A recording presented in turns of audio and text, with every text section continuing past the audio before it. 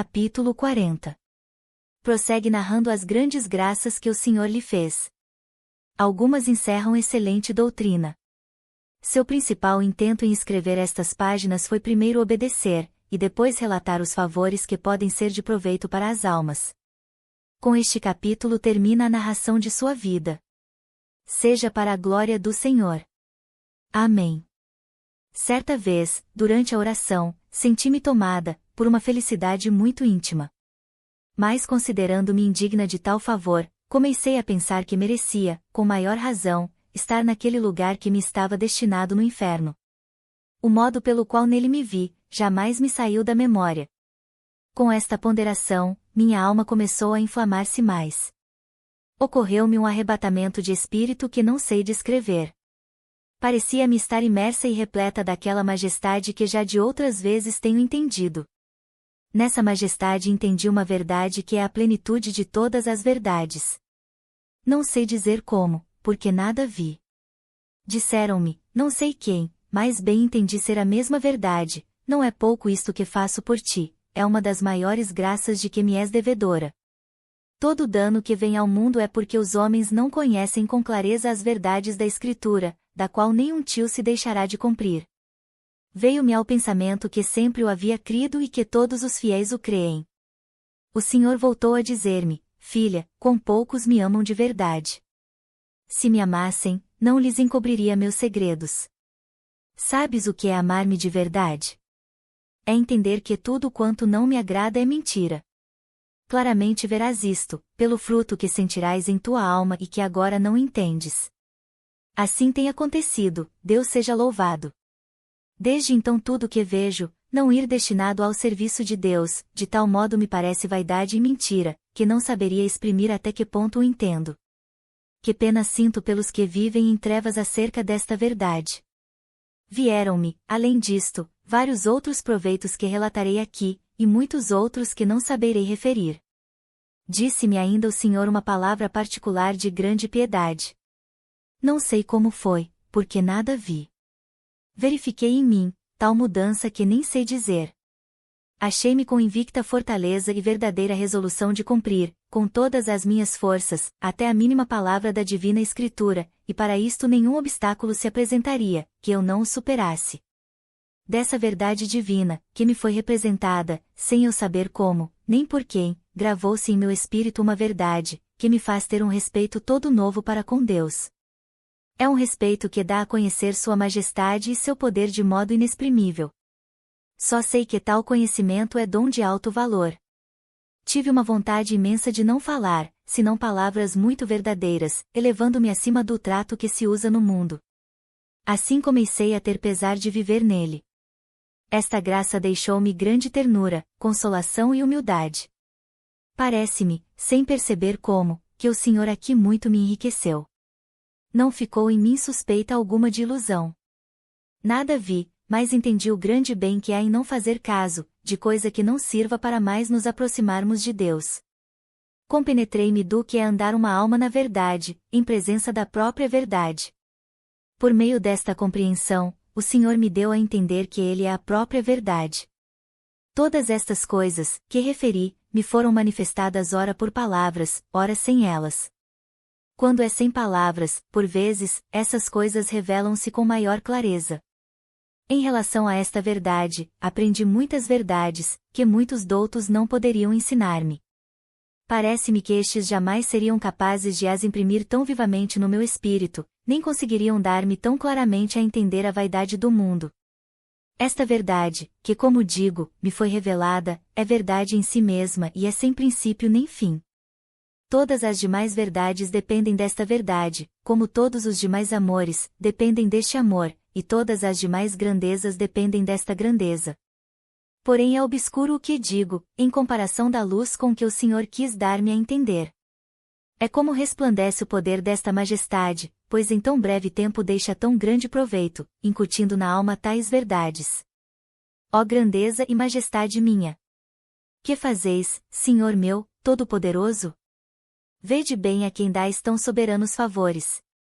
Será que não vos recordais de que esta alma foi um abismo de mentiras, um abismo de vaidades e tudo por minha culpa? Tendo recebido de vós, natural aversão à mentira, eu mesmo enredei-me em muitas coisas mentirosas. Como se tolera, Deus meu, como se entende tão elevado favor, e tais graças feitas a quem tão mal os mereceu? Estando uma vez, nas horas com todas as monjas, minha alma de repente recolheu-se. Pareceu-me vê-la como um claro espelho, que não tinha avesso, nem lados, nem alto, nem baixo. Estava toda luminosa, e no centro foi-me dado contemplar Cristo, Nosso Senhor, como costumo vê-lo. Tive a impressão de que em todas as partes de minha alma eu o via, com tanta nitidez como num espelho. Ao mesmo tempo, este espelho se esculpia inteiramente, não sei dizer como, no mesmo Senhor, por inefável comunicação sumamente amorosa.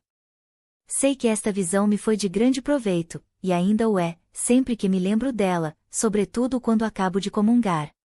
Entendi que numa alma em estado de pecado mortal, este espelho cobre-se de densa névoa, e fica todo negro, de modo a não refletir nem deixar ver este Senhor, embora ele continue presente, dando-nos o ser. Em relação aos hereges, o espelho está como quebrado, o que é muito pior do que apenas obscurecido. É grande a diferença que há entre ver e exprimir estas coisas, porque mal se podem explicar. O certo é que tirei muito proveito. E que tenho grande pesar das vezes que obscureci minha alma, com as minhas culpas, de modo a não ver este Senhor. Parece-me útil, igual visão, às pessoas que se dão ao recolhimento. Ensina a considerar o Senhor no mais íntimo da alma. Esta representação interior prende mais e é muito mais proveitosa do que buscá-lo fora de si, como tenho dito outras vezes. O mesmo está escrito em alguns livros de oração, que ensinam onde buscar a Deus. Sobretudo o glorioso Santo Agostinho, diz que nem nas praças, nem nas alegrias, nem em parte alguma o achou como dentro de si mesmo. E é muito claro ser isto o melhor. Não é preciso ir ao céu, nem sair de nós mesmos, o que só serviria para cansar o espírito e distrair a alma sem obter tanto fruto. Um aviso quero dar aqui, sobre o que ocorre nos grandes arrombamentos, para quem os tiver. Passado o tempo de união, em que as faculdades ficam totalmente arrebatadas, e isto dura pouco, acontece que a alma fica recolhida e incapaz de voltar a si, mesmo no exterior. As duas faculdades, memória e intelecto, quase em delírio, estão desatinadas. Eis o que acontece algumas vezes, sobretudo no princípio. Isto vem, talvez de nossa fraqueza natural, que não aguenta tanta força de espírito, e a imaginação se enfraquece. Sei que isto se dá com algumas pessoas. Nestas ocasiões, acho melhor que se dominem, e deixem provisoriamente a oração, reavendo em outro tempo o que tiverem perdido. Não insistam, porque daí lhes poderá vir muito mal. Disto a experiência. É necessário verificar o que a nossa saúde pode aguentar. Em tudo há necessidade de experiência e de direção, porque chegada a estes termos, a alma encontra muitas dificuldades e precisa ter com quem as tratar. Se tendo buscado o diretor não o achar, creia que o Senhor não lhe faltará. Jamais me faltou, sendo eu quem sou. Assim, poucos mestres se encontram, creio eu, que tenham chegado à experiência de graças tão elevadas. Quando não a têm, são incapazes de ajudar a alma sem a inquietar e afligir. Até isto o Senhor levará em conta. Como já tenho dito de outras vezes, o melhor é abrir-se com um confessor que seja digno. Tudo vai talvez repetido, mas é que a memória não me ajuda. Sobretudo para mulheres, vejo que é importantíssimo dizer tudo ao próprio confessor. É muito mais a estas do que aos homens, que o Senhor concede tais graças. Isto ouvi, do Santo Frei Pedro de Alcântara e também o tenho observado. Dizia ele, que neste caminho elas vão mais longe que os homens. Dava disto excelentes razões, que não há necessidade de repetir aqui, todas em favor das mulheres. Uma vez, na oração, foi-me dado a entender, muito brevemente, sem representação visível, mas com extrema clareza, como se vê em todas as coisas em Deus, e como ele as encerra totalmente em si. Descrever como foi isto, não o sei, mas ficou muito impresso em minha alma. É uma das grandes graças que o Senhor me tem feito e das que me tem causado mais confusão e vergonha, pela lembrança dos pecados cometidos. Creio que se o Senhor, se tivesse dignado mostrar-me isto em outros tempos, e o revelasse aos que o ofendem, nem eles nem eu teríamos coração e atrevimento para pecar. Tenho a impressão de ter visto o que vou dizer, mas sem poder afirmar que eu tenha visto claramente. Alguma coisa se oferece à vista, já que posso fazer a comparação que se segue. Contudo, é de maneira tão sutil e delicada, que o intelecto não pode alcançá-lo. Talvez eu mesma não saiba entender essas visões. Não parecem imaginárias. Em algumas, deve haver imagem, ao menos até certo ponto. Como a alma está em arroubamento, as faculdades depois não sabem reproduzir o que o Senhor lhes quis dar a ver e sentir. Digamos pois que a divindade é como um claríssimo diamante, muito maior que todo o universo. Ou como aquele espelho que representava a alma na visão já referida. Mas aqui é de modo tão superior e sublime, que não o posso encarecer. Neste diamante vê-se tudo quanto fazemos. É de tal natureza que encerra tudo em si, e nada há que subsista fora de sua imensidão. Foi para mim um maravilhoso espetáculo ver neste claro diamante, em tão pouco tempo, tantas coisas juntas. Sinto grande lástima cada vez que me recordo de ter considerado coisas tão feias, como eram meus pecados, que se refletiam naquela claridade limpidíssima. O certo é que a esta lembrança, não sei como posso resistir. Na ocasião, fiquei tão envergonhada, que não sabia onde me meter. Quem pudera dar e entender isto aos que cometem pecados muito grandes e desonestos, para se recordarem de que não ficam ocultos. Com razão Deus os sente, pois os cometemos na presença de Sua Majestade, e com tanto desacato nos desmandamos diante dele. Vi com quanta justiça se merece o inferno por uma só culpa mortal. A extrema gravidade da ofensa excede toda a compreensão. É pecar diante de tão excelsa majestade, a qual tanto repugna coisas semelhantes. Também aqui resplandece mais a misericórdia do Senhor. Vê que sabemos tudo isto, e todavia, nos suporta. Tenho pensado comigo mesma, se uma só visão como esta deixa a alma assim atemorizada, que será no dia do juízo, quando esta mesma majestade se manifestar claramente a nós, e nos fizer ver as ofensas com que a ultrajamos? Valha-me Deus! Em que cegueira tenho vivido! Quantas vezes fico tremendo à lembrança do que acabo de escrever. Não se admire vossa mercê, senão de que eu ainda esteja viva, vendo tais coisas e pondo os olhos em mim. Bendito seja para sempre aquele que tanto me tem suportado. Fazendo uma vez, oração com muito recolhimento, suavidade e paz, pareceu-me estar rodeada de anjos e muito perto de Deus. Comecei a suplicar a Sua Majestade pela Igreja. Foi-me então dado a entender o grande proveito que determinada ordem religiosa havia de fazer nos últimos tempos, e com que fortaleza seus filhos haviam de sustentar a fé. Quando, em certa ocasião, eu rezava junto ao Santíssimo Sacramento, apareceu-me um santo cuja ordem esteve um tanto decaída. Tinha nas mãos um grande livro. Abriu-o e deu-me a ler as seguintes palavras escritas em letras grandes e muito inteligíveis. Nos tempos vindouros florescerá esta ordem, haverá muitos mártires. Outra vez, durante as matinas, no coro, vi diante de meus olhos 6 ou 7 religiosos, que me pareceram dessa mesma ordem, com espadas nas mãos. Significava isto, penso eu, que hão de defender a fé. Mais tarde, estando em oração, meu espírito foi arrebatado e pareceu-me estar num vasto campo onde lutavam muitos combatentes. Os desta ordem pelejavam com grande bravura. Tinham os rostos formosos e muito abrasados. Venciam, deixando por terra numerosos inimigos e matando outros. Tive a impressão de que a batalha era contra os hereges. Ao glorioso santo de que falei acima, São Pedro de Alcântara, tenho visto várias vezes. Tem-me dito diversas coisas, agradecendo-me a oração que faço pela sua ordem, e prometendo encomendar-me ao Senhor. Não assinalo as ordens, para que não se ofendam as demais.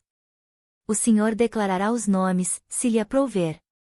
Cada ordem, ou cada um de seus membros por si só, deveria esforçar-se para que, por seu meio, o Senhor faça a sua religião tão abençoada, que possa servir à Igreja em tão grande necessidade como agora. Felizes as vidas que se sacrificam por tão nobre causa. Certa pessoa rogou-me um dia que lhe alcançasse luz para conhecer se aceitando um bispado, agradaria e serviria a Deus. Disse-me o Senhor depois da comunhão, quando entender com toda a verdade e clareza que a verdadeira autoridade consiste em nada possuir, então poderá aceitar, dando-me a entender que as pessoas destinadas às prelazias absolutamente não devem desejá-las, ou, pelo menos, não as hão de buscar. Estas graças e muitas outras o Senhor tem feito e faz continuamente a esta pecadora. Penso que não há razão para as dizer todas.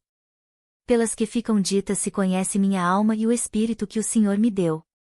Seja bendito para sempre aquele que tanto cuidado tem tido comigo. Uma vez, consolando-me com muito amor, disse-me ele, que não me afligisse, pois nesta vida não permanecemos sempre no mesmo estado. Umas vezes eu teria fervor e outras não. Ora sofreria desassossegos e tentações, ora desfrutaria grande paz. Pusesse nele minha esperança e não tivesse medo. Comecei a pensar, um dia, se seria apego achar contentamento em estar com as pessoas a quem abro minha alma, e ter afeição aos que considero servos fiéis de Deus, pois me consolava com eles. Disse-me o Senhor que se o enfermo, em perigo de morte, vê que o médico lhe restitui a saúde, não será virtude de sua parte ter-lhe gratidão e amizade? Que seria de mim sem a assistência dessas pessoas? A conversação dos bons não prejudica. Fossem minhas palavras sempre ponderadas e santas. Não deixasse de tratar com eles, pois acharia proveito, e não prejuízo. Estas palavras muito me consolaram, porque algumas vezes, temendo haver apego, penso em deixar todos esses relacionamentos. Este Senhor me aconselhava sempre em todas as coisas, a ponto de me ensinar como devia proceder com os fracos, e com algumas pessoas. Jamais se descuida de mim. Sofro algumas vezes vendo-me tão sem capacidade para seu serviço e forçada a perder tempo, mais do que quisera, com um corpo tão fraco e ruim como é o meu. Estava eu, certa vez, em oração, e chegando a hora de dormir, sentia-me com fortes dores e ameaços do vômito habitual. Vendo-me tão atada pelo corpo, e por outra parte o espírito querendo tempo para si, fiquei tão atribulada que comecei a chorar muito aflita. Não foi só esta vez. Acontece-me com frequência, sentir tédio de mim mesma, e aborrecer-me de verdade. Mas geralmente, vejo que não me odeio bastante, nem me privo do que me parece necessário. Queira Deus que eu não tenha muitas vezes alguma demasia neste ponto. É bem provável. Na ocasião a que me refiro, o Senhor me apareceu, testemunhando-me grande ternura. Disse-me que fizesse essas coisas por amor dele e me resignasse, pois minha vida ainda era necessária. Assim é que tanto quanto me recordo, nunca me vejo em aflição, desde que me determinei a servir com todas as forças a este Senhor e Consolador meu. Quando me deixa padecer um pouco, depois me consola tanto, que não tenho merecimento algum em desejar sofrimentos. Atualmente, não acho outra razão para viver, senão o padecer, e é o que peço a Deus com maior amor. Digo-lhe algumas vezes com todo o ardor da vontade, Senhor, ou morrer ou padecer. Não vos peço outra coisa para mim. Dá-me consolo ouvir o relógio bater, porque me parece estar um pouquinho mais perto de ver a Deus, tendo passado aquela hora de minha vida. Outras vezes, estou de tal maneira, que nem me sinto viver nem me parece ter vontade de morrer. É uma espécie de tédio e de acabrunhamento, que me invade frequentemente, em consequência de grandes sofrimentos interiores. O Senhor permitiu que se tornassem públicas estas graças que Sua Majestade me faz, como Ele mesmo o tinha predito há alguns anos atrás. Com isto sofri muito, e até agora não é pouco o que tenho passado, como Vossa Mercê sabe. Cada um interpreta a seu modo. É consolo para mim não ter sido por minha culpa, pois tenho tido grande reserva, e até escrúpulo de só falar a meus diretores ou a pessoas a quem eles o tenham comunicado. Faço assim não por humildade, mas pela repugnância que sinto de o contar, mesmo aos confessores. Murmura-se muito de mim e com bom zelo. Alguns chegam a ter medo de tratar comigo, e até de me ouvir em confissão. Outros me dizem coisas bem pesadas. Já agora, Deus seja louvado, muito pouco se me dá de tudo quanto dizem a meu respeito. Quando me lembro do muito que o Senhor passaria por uma só alma, entendo que por este meio Sua Majestade quer salvar muitas almas, segundo tenho visto claramente. Não sei se contribui para esta paz, haver-me o Senhor metido neste cantinho tão impenetrável, onde vivo como se já estivesse morta. Pensei que não houvesse mais lembrança de mim, contudo, não foi tanto como eu quisera. vejo-me forçada a falar a algumas pessoas. Mas como estou onde não me podem ver, parece-me que o Senhor já foi servido em me trazer a porto de segurança. Assim o espero de Sua Majestade. Já estando fora do mundo, em pouca e santa companhia, olho tudo do alto, e bem pouco me importa o que se possa falar ou saber de mim. Dou mais importância ao mínimo proveito de uma alma, do que a tudo quanto se diz a meu respeito. Desde que estou aqui, aprove ao Senhor, que todos os meus desejos se encaminhem para este fim. A vida para mim tornou-se como um sonho. Quase sempre me parece estar sonhando o que vejo.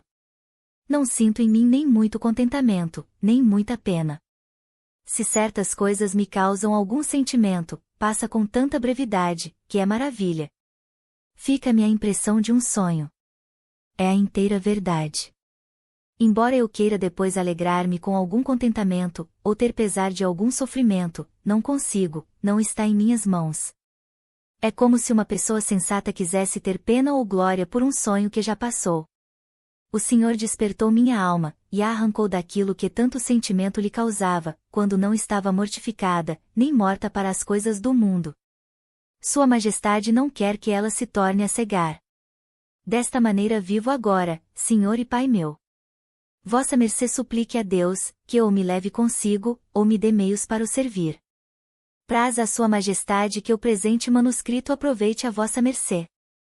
Em razão do pouco tempo de que disponho, custou-me algum trabalho.